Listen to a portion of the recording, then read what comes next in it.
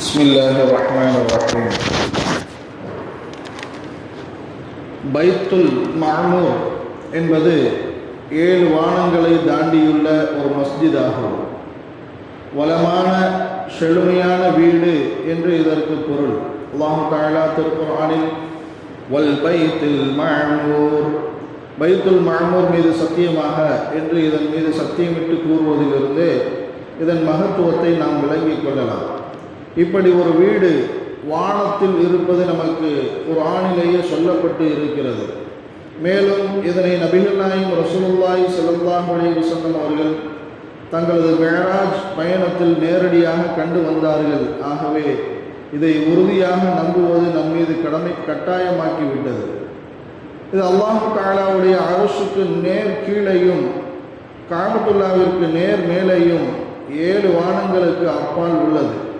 புகாரியில் பதிவு செய்யப்பட்டுள்ள ஒரு ஹதீஸில் வருகிறது, நபிகள் நாயகம் ரசூலுல்லாஹி ஸல்லல்லாஹு அலைஹி வஸல்லம் அவர்கள் கூறுகிறார்கள், மிஅராஜின் போது 7வது வானத்திற்கு நானும் ஜிப்ராயில் அலைஹிஸ்ஸலாத்து வஸ்ஸலாம் அவர்களும் வந்தோம். யார் வந்துள்ளீர்கள் என கேட்கப்பட்டது. ஜிப்ராயில் வந்துள்ளேன் என்று ஜிப்ராயில் அலைஹிஸ்ஸலாத்து வஸ்ஸலாம் அவர்கள் பதில் கூறினார்கள். உங்களுடன் வந்திருப்பவர் யார் என கேட்கப்பட்டது. என்னுடன் முஹம்மது ஸல்லல்லாஹு அலைஹி வஸல்லம் அவர்கள் வந்துள்ளார்கள் என்று பதில் கூறினார்கள். பின்னர் எனக்கு வரவேற்பு அளிக்கப்பட்டது. அங்கு நான் நபி இப்ராஹிம் அலைஹிஸ்ஸலாத்து வஸ்ஸலாம் அவர்களை சந்தித்தேன். அவர்களும் எனக்கு சோபனம் கூறினார்கள். அப்போது நபி இப்ராஹிம் அலைஹிஸ்ஸலாத்து வஸ்ஸலாம் அவர்கள் பைத்துல் மஅமூர் பள்ளியின் சுவற்றில் சாய்ந்தவர்களாக இருந்தார்கள் என்று கூறுகிறார்கள். மக்காவில் பூமியின் காபா இருப்பது போல இது வான்மண்டலத்தின் காபா என்று கூறப்படுகிறது. உலகத்தில் அல்லாஹ்வின் உத்தரவுப்படி காபாவை கட்டியவர்கள் நபி இப்ராஹிம் அலைஹிஸ்ஸலாத்து வஸ்ஸலாம் அவர்கள். அதற்கு உபகாரமாக அல்லாஹ் அவர்களை வானத்தில் பைத்துல் மஅமூரில் அருகில் வைத்துள்ளார். பைத்துல் மஅமூரின் நேர் கீழே காபத்துல்லா உள்ளது. ஒருவர் பைத்துல் மஅமூரில் இருந்து கீழே விழுந்தால் நேராக அவர் காபத்துல்லாவில் விழுந்து விழுவார் என்று நபி அவர்கள் கூறினார்கள். அந்த பைத்துல் மஅமூரில் ஒவ்வொரு நாளும் 70,000 மலக்குகள் வணக்கத்திற்காக உள்ளே நுழைகிறார்கள். ஆனால் அவர்களது வாழ்நாளில் ஒரு முறைதான் அந்த வாய்ப்பு அவர்களுக்கு வழங்கப்படுகிறது. கியாமத் நாள் வரை மறுபடியும் அவர்கள் அதில் நுழைய முடியாது என்கிறார்கள் நபிகள் நாயகம் ரசூலுல்லாஹி ஸல்லல்லாஹு அலைஹி வஸல்லம் அவர்கள். அவ்வாறெனில் எத்தனை கோடி மலக்குகளை அல்லாஹ் படைத்திருப்பான் என்பதை நம்மால் கற்பனை கூட செய்ய முடியவில்லை.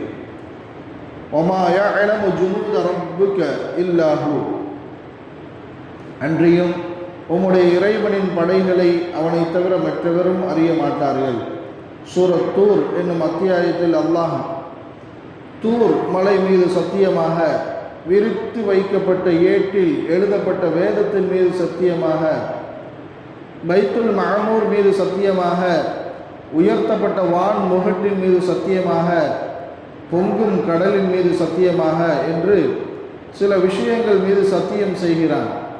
அவற்றில் 3 முக்கியமான இடங்கள் மீது சத்தியம் செய்கிறான். அவ்விடங்கள் நபிமார்களோடு அல்லாஹ் முனாஜாத் செய்து உரையாடிய இடங்களாகும். தூர் மலையின் மீது நபி மூசா அலைஹிஸ்ஸலாத்து வஸ்ஸலாம் அவர்களோடு அல்லாஹ் உரையாடினான். வலம்மா ஜாஅ மூசா லிமீகாத்தினா வகல்லமஹு ரப்புஹு قال رب أرني أنظر إليك قال لن تراني ولكن انظر إلى الجبل فإن استقر مكانه فسوف تراني فلما تجلى ربه للجبل جعله دكا وخر موسى صعقا فلما أفاق قال سبحانك تبت إليك وأنا أول المؤمنين.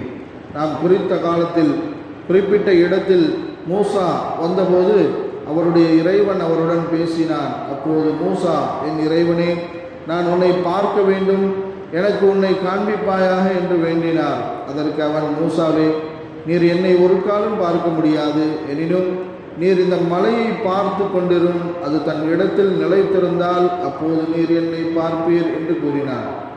ஆகவே அவருடைய இறைவன் அம்மலை மீது தன்னுடைய பேரொளியை தோற்றுவித்த போது அவன் அம்மலையை நொறுக்கி தூளாக்கி விட்டார். அப்போது மூசா மூர்ச்சியாகி கீழே விழுந்து விட்டார். அவர் தெளிவடைந்ததும், இறைவா, நீ மிகவும் பரிசுத்தமானவன், நான் உன்னிடம் மன்னிப்பு கோருகிறேன், ஈமான் கொண்டவர்களில் நான் முதன்மையானவனாக இருக்கிறேன் என்று கூறினார். அவ்வாறே நபி ஸல்லல்லாஹு அலைஹி வஸல்லம் அவர்கள் பைத்துல் மஅமூரில் அல்லாஹ்வுடன் பேசினார்கள். அந்நேரத்தில் அவர்கள், லா உஹ்ஸி ஸனாஅன் அலைக அன்த கமா அஸ்னைத அலா நஃப்ஸி, இறைவா, உனது புகழை என்னால் சொல்லி முடிக்க முடியாது, உன்னை பற்றி நீ என்ன கூறுகிறாயோ அவைதான் உனக்கான புகழ்ச்சி என்ற புகழ் வார்த்தைகளை கூறினார்கள்.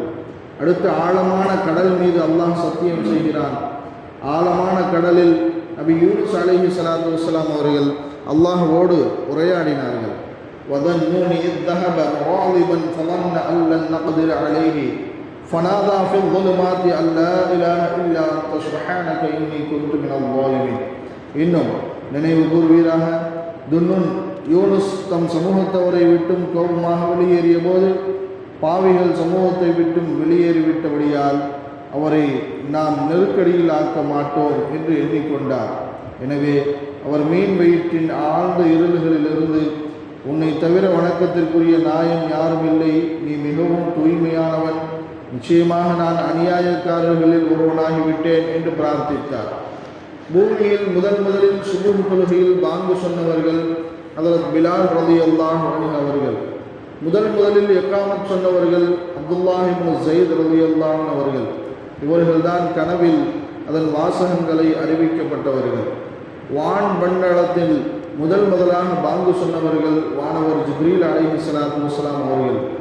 பைத்துல் மஅமூரில் முதலாக இமாமத் செய்தவர்கள் வானவர் மீகாயில் அலைஹி ஸலாத்து வஸ்ஸலாம் அவர்கள். அல்லாஹ் தஆலா கூறுவதாக ஹதீஸ் குதுஸியில் வருகிறது, உலகில் படைக்கப்பட்ட ஒவ்வொரு படைப்பினங்களுக்கும் ஒரு கிப்லா இருக்கிறது. அல்லாஹ்விற்கு நெருக்கமான அடியார்களுக்கு அர்ஷ் தான் கிப்லாவாக இருக்கிறது. ரூஹுகளின் கிப்லா குர்சி ஆகும், மலக்குகளின் கிப்லா பைத்துல் மஅமூர் ஆகும்.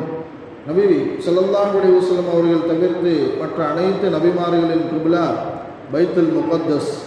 நபி அவர்களின் உடலுக்கான கிப்லா காபத்துல்லா, நபி அவர்களின் ஆத்மாவிற்கான கிப்லா அல்லாஹ் தான்.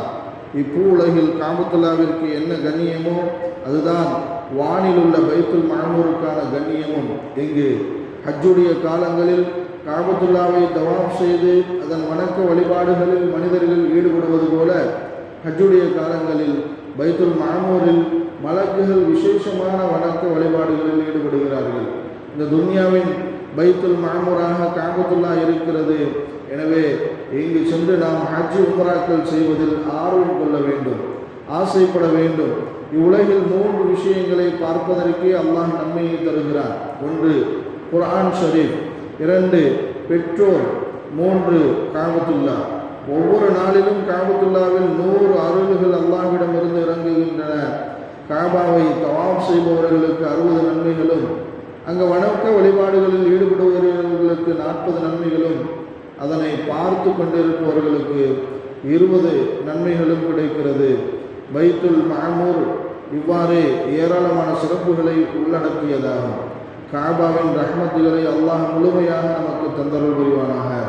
நாளை மறுமையில் பைத்துல் மஅமூரை தரிசிக்கும் பாக்கியத்தையும் நமக்கு தந்தருள் புரிவானாக.